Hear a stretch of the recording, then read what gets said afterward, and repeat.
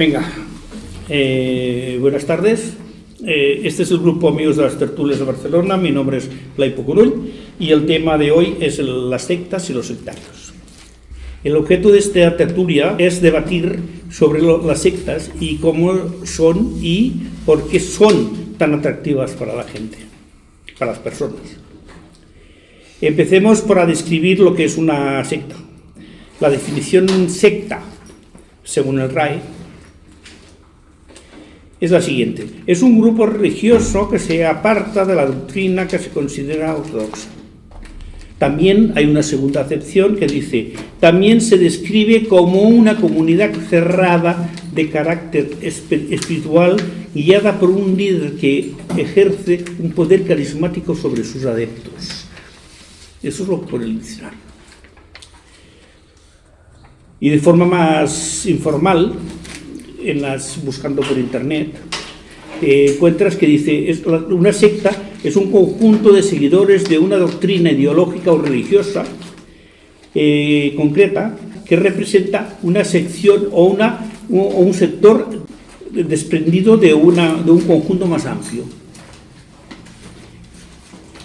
En todos los casos, la palabra secta tiene una connotación de división o una rotura con el origen de la exclusión o de lo que es estándar.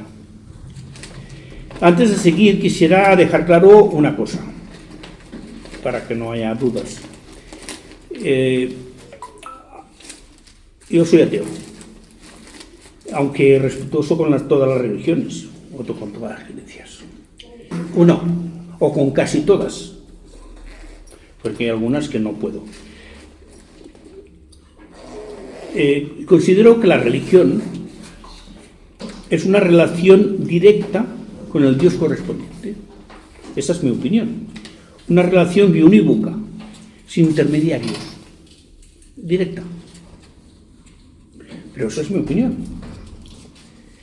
También quisiera decir que hay sectas totalmente destructivas que poco o nada tienen que ver con las religiones, pero que tienen en común con las religiones el poder carismático sobre sus adeptos.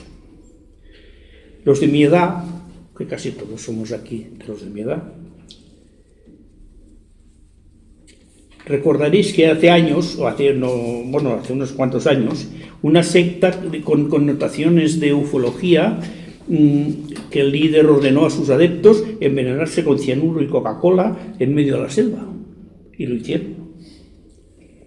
Otra que se llamaba los niños de Dios, os recordaréis de ellos, que en realidad era una red de prostitución infantil. O más cercana es la nombrada Dianética, porque tiene ya famosos en sus filas que siguen vendiendo simples galvanómetros como si fueran aparatos milagrosos. Y los que se esconden detrás de lo que aparenta ser un partido político para captar adeptos.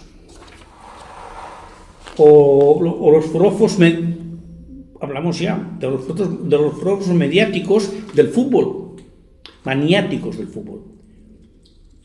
Ya habréis leído que París, 3 muertos y 500 detenidos. Y menos mal que celebraban una victoria, que si llegan a celebrar una derrota, ya no quiero decir nada más. Volviendo a las sectas religiosas, todas las religiones tienen unos textos sagrados en los que está basada esa religión: Biblia, Torá, Corán, Vedas, etc. Se definen como escrituras que fueron dictadas por Dios o por los dioses a un escriba, y que para que dejara anotación de sus ideas, y después hay añadidos posteriores de costumbres y hechos históricos relacionados con esas religiones, o con esas sectas, o como queráis llamarlo. Mucha gente cree que ser ateo es simplemente dejar de creer, y yo creo que es más complicado. Es llegar al convencimiento de que no necesitas ni te hace falta el apoyo que significa la religión. Pero para ello hay que estar informado de lo que estás de lo que estas religiones te ofrecen. No solo en lo que fuiste educado, no solo en la que fuiste educado, como en mi caso, en todos los, y en casi todos los demás casos nuestros, que es la religión católica. Yo, en un momento determinado de mi vida, tuve curiosidad y tuve curiosidad de adquirir ese conocimiento. Y además de la Biblia, que ya había leído o ya me la volví a releer, también me leí el Corán. Y busqué información sobre la Torá. La Torá, la verdad es que es un libro muy críptico y hay muy pocas traducciones, o si las hay, en aquella época había muy pocas. No, si las hay actuales, pues no las desconozco. Pero en aquella época había muy pocas. Con los Vedas ya no pude. Lo siento mucho, lo reconozco. Con los Vedas ya no pude, es algo superior a mis fuerzas. No todo el mundo está dispuesto a hacer esto. Y lo más cómodo es buscar a alguien que te explique lo que dice el libro sagrado. Es decir, que te lo lea por ti. Ahí es donde aparece el problema si eres capaz de leerlo tú, ¿para qué no quieres que otro te lo lea o que te lo interprete? Que te diga lo que Dios o el Dios quiso decir cuando dijo. Reconozco que hay gente que ha dedicado su vida a estudiar esos libros, los teólogos, y que ante dudas se puede recurrir a ellos, pero que es que las vivencias religiosas me parecen a mí que no es necesario estar realmente continuamente recurriendo a teólogos. La Biblia es la misma, las interpretaciones de la misma son a centenares. Lo mismo pasa con el Corán y con la Torá. Eso es lo que las religiones orientales. No pasa tanto al ser mucho más personalistas. La religión cristiana, además de las ramas ortodoxa y católica, tenemos dos grandes escisiones, los protestantes y los anglicanos. Además de los evangelistas y sus múltiples ramificaciones, testigos de Jehová, mormones, iglesias del quinto, sexto, séptimo cielo o día, no sé, sin entrar en los telepredicadores que montan sus espectáculos por televisión con extras incluidos. Pero si observamos a las otras religiones, nos encontramos con el mismo problema. Entre los judíos hay ortodoxos, ultra ortodoxos, más ortodoxos aún, y los musulmanes, sunís, chiistas, islamavistas, salafismo, wahabismo y algunas otras más que he buscado, pero tampoco había que poner mucha lista. ¿En qué se diferencia? Si se basan todos en el mismo libro. No tenemos diferencia, estamos todos en el mismo libro. Y entonces, ¿dónde está la diferencia? La diferencia está en un señor que lo interpreta.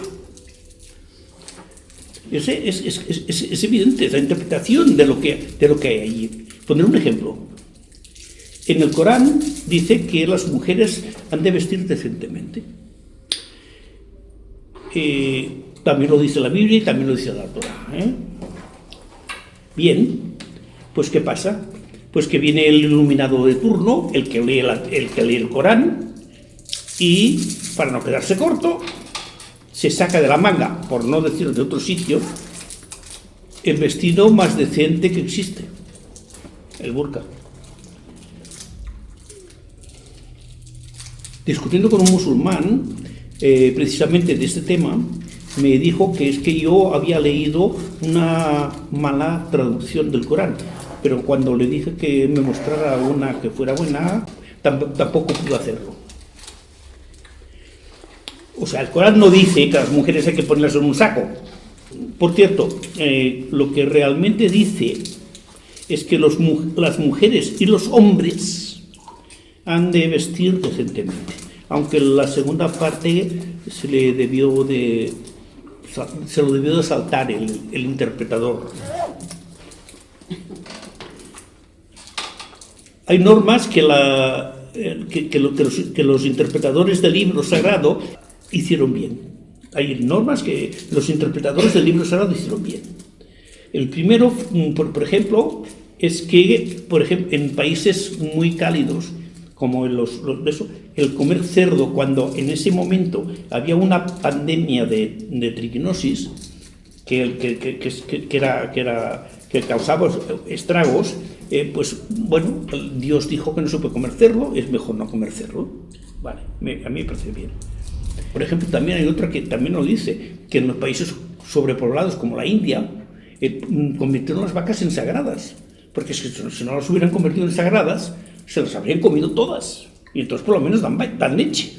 Ahora, matizando, los brahmanes y los curas y curas no sé cómo se llaman en su religión, eso sí podían comer, pero bueno, es otro problema. Pero bueno, hay otra cosa que también, bueno, estos son orientales y de eso, pero bueno, vamos a ver, hablando de nosotros mismos. Está documentado que en la Europa de la Edad Media, ante la prohibición de la Iglesia de comer carne durante la Cuaresma, ovejas y terneros se tiraban al río y unos kilómetros más abajo los recogían. Era pescado. Era pescado. Los habían pescado. Anécdotas aparte, lo que había que preguntarse es si la religión es una relación directa con Dios, personal. ¿Por qué necesitas que alguien te la interprete? ¿Por qué necesitas que alguien te diga lo que Él quiere? Si tú eres capaz perfectamente de saberlo. Y si realmente es una relación personal, mucho más, porque te lo está diciendo directamente. Me diréis, los ritos. Bueno, sí, yo quizá ahí tengan su función. Pero si lo realizáis, por ejemplo, el rito de la bienvenida el rito de la bienvenida a un nuevo miembro de la familia es el bautismo. Eso lo hacían los romanos, no vamos tan cerca, ¿eh? O la despedida, un funeral. Puede ser realizada también por una persona de la misma familia. Y yo creo que con una implicación sentimental y emotiva mucho mayor. Además, la mayoría de ritos ancestrales son adaptados simplemente a las religiones. Pero lo que hay que plantearse es que el hombre es un ser realmente social y que la pertenencia a un grupo es importante. Y a un grupo religioso también es muy importante. En esto se basan los líderes de las sectas para adquirir y retener adeptos. Por desgracia, estafar a los que creen en ellos, más que en Dios, también, pero principalmente en ellos. No hace mucho se dio como noticia la petición de un telepredicador, se dio como noticia la petición de un telepredicador americano que se le había estropeado un jet privado. El avioncito para uso privado. Y pedía dinero para repararlo. Y la gente se lo dio. Yo lo he visto en el yo, hijo mío, o tiene un poder de persuasión, o la gente deja mucho que desear a nivel. Nadie me negará que detrás de cualquier organización religiosa hay un mecanismo de captación de dinero. La propia Iglesia Católica vende indulgencias para poder comer carne en Cuaresma, y mucho más fácil claro, que es mucho más fácil que pescar terneros en el río, claro, eso es evidente, y ovejas. Pero también disuelve lo que Dios ha unido y el hombre no puede separar, a no ser que tenga suficiente dinero, que se llama matrimonio. Hasta ahora podríamos decir que todas las religiones en el fondo son sectas. Y como decía Terry Pratchett, que no sé si lo conocéis, es un escritor inglés, en una de sus novelas, Dioses Menores, recomendable, muy recomendable, los dioses se hacen más grandes a medida que tienen más seguidores. Pero, ¿qué diferencia hay entre una religión oficial y una secta? Ahí es lo que tenemos que decir. Vamos a ver, sí que hay una diferencia. La religión oficial, bueno, es lo que hemos estado hablando hasta ahora. Pero en una secta, ¿cómo podríamos detectar una secta? Por ejemplo, hay puntos. Excesiva devoción al líder. Cero pensamiento crítico. Control máximo, en este caso, al detalle. Cómo vestir, cómo comer, qué es lo que tienes que hacer, qué es lo que tienes. Todo es válido para el líder. Inducción de pensamientos negativos. No hay vida anterior. A partir de la secta vuelves a nacer. A partir de que perteneces a la secta vuelves a nacer. Dedicar el máximo tiempo posible al grupo. Relacionarse solo con gente del grupo, aislándote de las relaciones sociales, de las relaciones con todos los demás. No hay vida fuera del grupo. Y romper con la vida cotidiana. ¿Qué hace un adepto? Y comportamiento esquivo y reservado. Cambios de forma de hablar. Cambios de expresión emocional. Cambios de actitud y de amistades. Distanciamiento y abandono de actividades académicas y laborales, cambios en el aspecto físico, cambios en la pareja, cambios en opiniones sociales, cambios extremos, dejar de comer, indicadores de tensión y ansiedad. Cierto es que siempre buscan personas que tienen problemas relacionados de relación interpersonal, a las que un apoyo para que se sientan protegidos en el grupo, para luego, cuando ya están integrados, aprovecharse de ellos. ¿Por qué es tan difícil salir de una secta? Porque es reconocer que hemos sido explotados y engañados. Y los pocos que lo hacen reciben el vacío del grupo, el aislamiento, el ostracismo y alguna vez incluso violencia. Incluso la familia rechaza. Para acabar, y solamente así como para por encima, me gustaría hablar de los más famosos, del grupo de las sectas más famosas aquí en España. En España existen diversas sectas católicas que han surgido a lo largo del tiempo, algunas más notables que otras. Hay una que se llama Yunque, que es un grupo que se ha infiltrado en la sociedad española desde la transición, con un enfoque de influencia política y social. Los Kikos, que eso habéis hablado. Es un grupo que se llama, es difícil de pronunciar, es un grupo, los Kikos se llaman Camino Neocatecumenal. Catecumenal. Que ha sido también objeto de controversia y discusión en la propia Iglesia. En España se reconoce que hay alrededor de 200 grupos o sectas con miles de seguidores. La mayoría de esas sectas son oscuras y herméticas. Pero cuidado, también hay, bajo la apariencia de grupos ecológicos, religiosos o de terapia de sexual, muchos relacionados con el yoga y con las sanaciones mediáticas, psicoterapéuticas, y otras que también con el coaching y la autoayuda. Vamos a ver, de las que yo he encontrado más o menos famosas.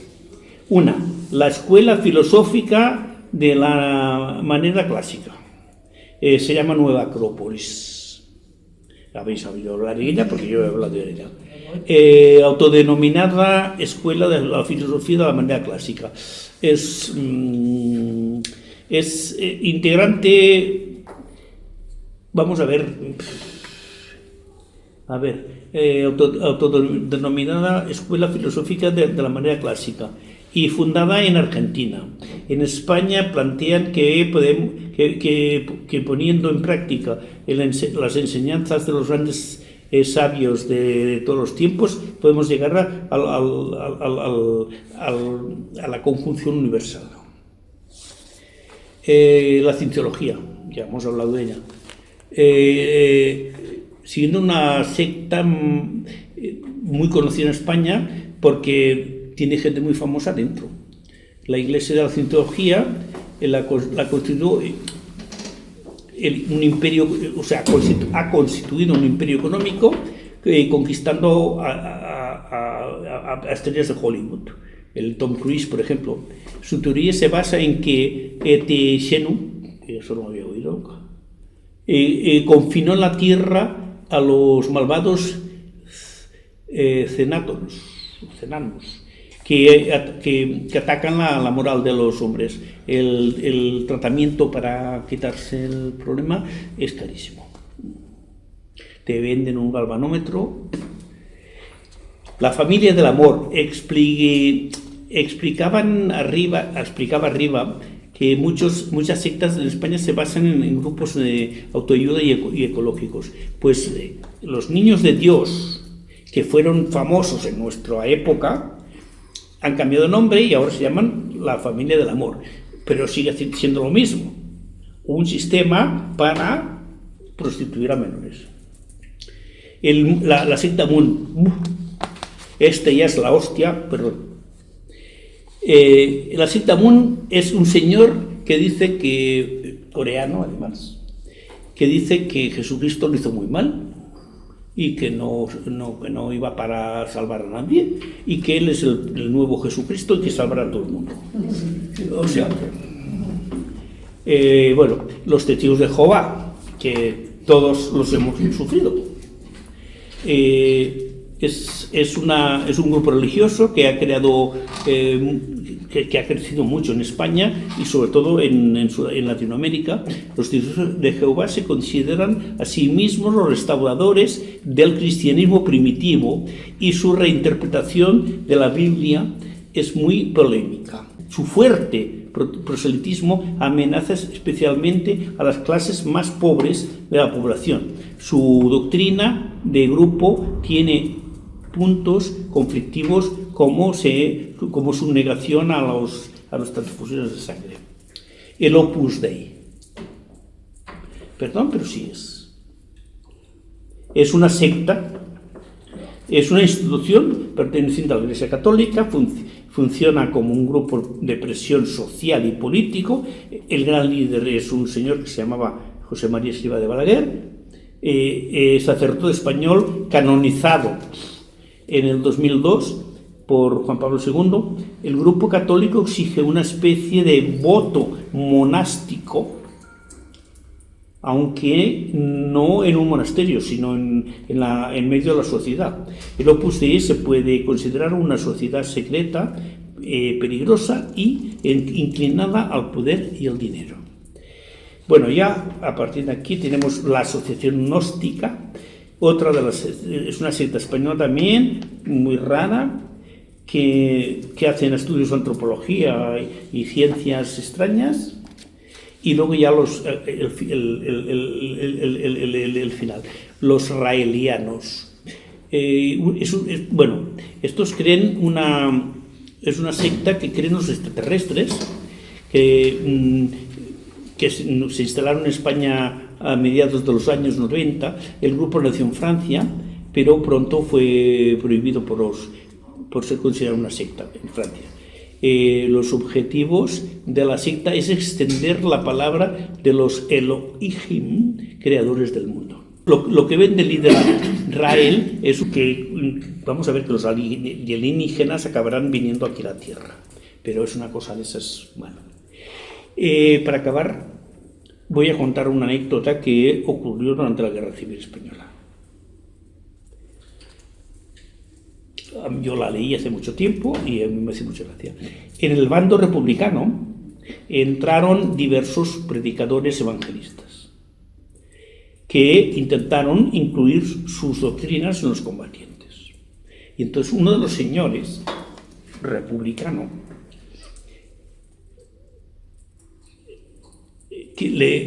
cuando le estuvo explicando la historia, le contestó. Dice, mira, no creo en Dios, que es el verdadero, y voy a creer en esas extrañas historias que me cuentas. Muchas gracias por su atención.